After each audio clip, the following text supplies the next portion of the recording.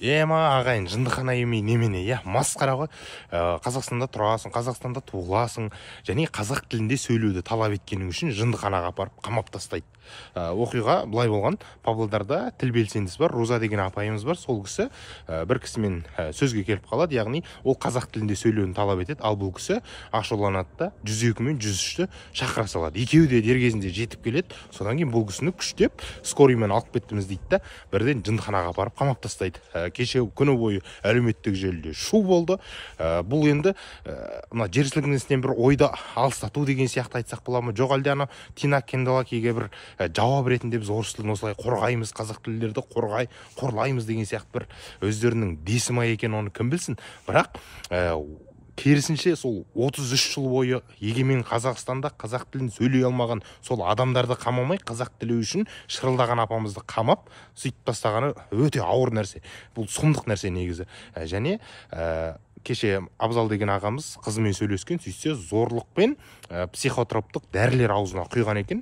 Яғни шынымен де жынды деген сияқты диагноз алмақшы. Бұл мысалға мынандай нәрсе ғой, ойлап көріңізші. Мияулайтын иттер, мияулайтын иттердің арасынан бір ит шығып үрсе, сол иттің үргені үшін әлгі мияулайтын иттер оны жынды деп бір аластатып тастағанмен бірдей ғой. Басқа қай ұлт, қай мемлекетте өз ана тілі, өз мемлекеттік тілінде сөйлеген үшін жындыханаға қамалып жататын еді.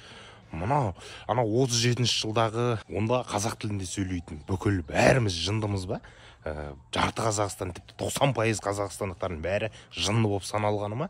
Анау Абайдың Масқұт деген поэмасында ма бір айтылатын еді ғой, жаңа жын суды ішпесең, ана жынды адамдардың бәрі сау болғаның үшін сені өлтіріп қояды деп. Сол сияқты өзі қазақ тілінде сөйлеп қазақ болудың өзі қауіпті болып кетті ма, түсінбейсің. Ағайын, енді алаңдамасаңыздар болады, Роза апайымыз бостандыққа шығыпты. Белсенділер, журналистер қазір ол кісімен бірге үйінде отыр. Бірақ учетқа қойып тастаған екен, яғни психологиялық ауытқуы бар деген сияқты. Алдағы уақытта қандай да бір себеп болса, бірден апарып қамап тастайды. Және ол кісінің өзі мына жерде жазылып тұр, оқысаңыздар, өзі айтқандай, әдейі қасақана провокациялық жасанды түрде өздері солай орысша сөйлеп бастап, әдейі қамауға алып кеткен екен.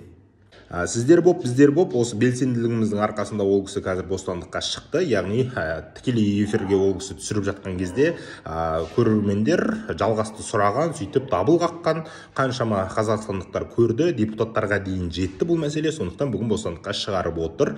Осылай қолдап бір-бірімізді қорғап жүрейік.